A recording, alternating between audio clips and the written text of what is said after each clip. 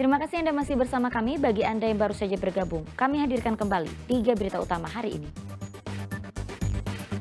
Hujan berlangsung terus-menerus. Para petani cabai di Kabupaten Banjarnegara gagal panen lantaran cabai membusuk bahkan mati.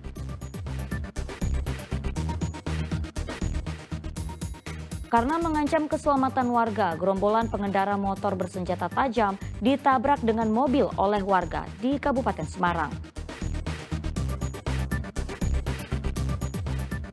Tambang pasir ilegal di Kebumen ditutup paksa karena merusak lingkungan dan merugikan petani.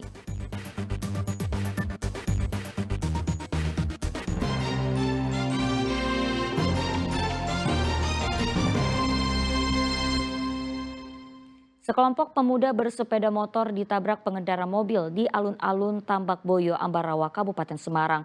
Para pemuda ini dianggap membahayakan warga dan pengendara karena mengayun-ayunkan senjata tajam di jalanan.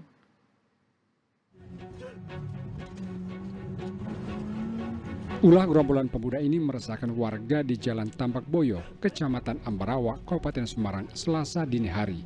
Mereka mengancam keselamatan pengendara dan warga karena membawa senjata tajam. Namun warga tidak tinggal diam.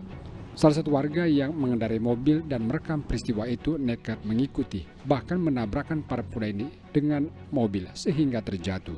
Sebagian pemuda berhasil kabur, namun satu pemuda berhasil ditangkap warga di alun-alun. Warga kemudian menyerahkan pelaku kepada aparat kepolisian sektor Ambarawa. Belakangan terungkap pelaku berstatus pelajar di salah satu SMK di Kabupaten Semarang. Kejadian di alun-alun Tambak Boyo semalam ada 2 orang anak remaja minum-minum dan makan-makan di suatu tempat di Pojok Sari. Kemudian mereka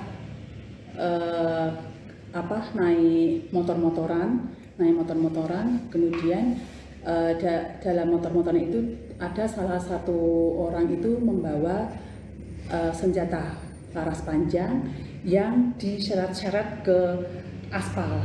Kemudian di alun-alun Tambak Boyo itu kan kalau malam ada latihan PSHT, kemudian dikejar sama warga.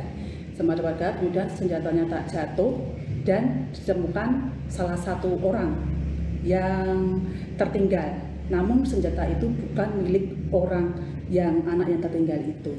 Selama saat ini masih dalam proses penanganan di Polisi menyita barang bukti senjata tajam dan masih memburu para pelaku lainnya.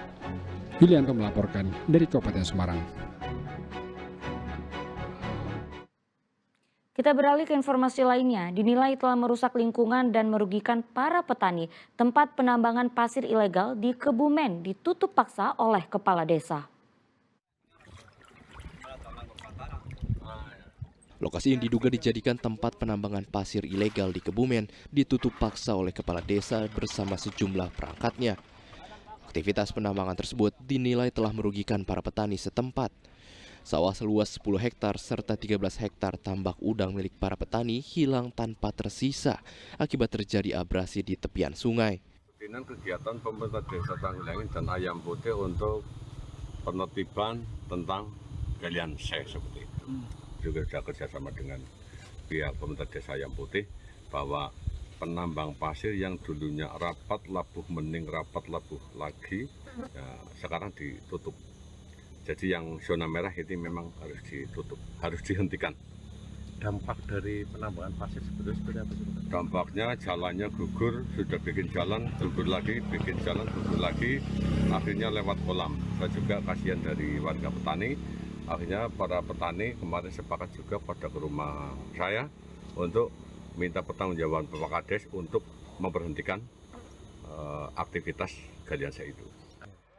Selain menyebabkan kerusakan lingkungan, ditutupnya penambangan pasir tanpa izin tersebut juga untuk menghindari konflik antar petani, pemilik tanah dengan para penambang.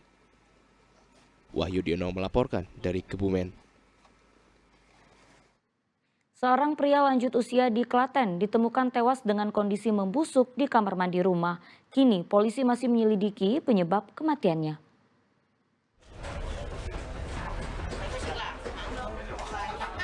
Seketika warga desa Jeblok Karanganom, Klaten gempar mengetahui seorang lelaki bernama Purwanto tewas mengenaskan di kamar mandi rumahnya.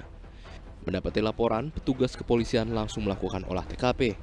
Dari pemeriksaan petugas, tubuh korban didapati sudah membusuk. Selama ini korban tinggal sendirian di rumahnya.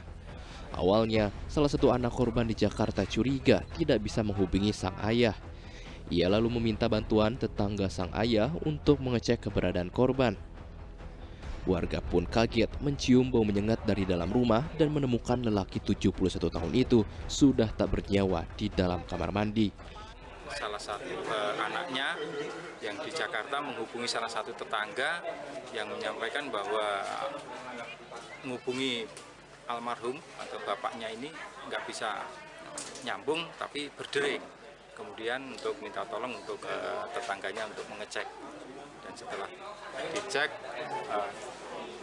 mencium bau yang sangat menyengat, kemudian memanggil warga sekitar untuk melaksanakan pengecekan. Ternyata ditemukan jenazah sudah dalam kondisi meninggal di kamar mandi. Dari hasil pemeriksaan tim medis tidak ditemukan tanda-tanda kekerasan pada tubuh korban. Jenazah kemudian diserahkan kepada pihak keluarga untuk dikebumikan. Krisna Agung melaporkan dari Kabupaten Klaten.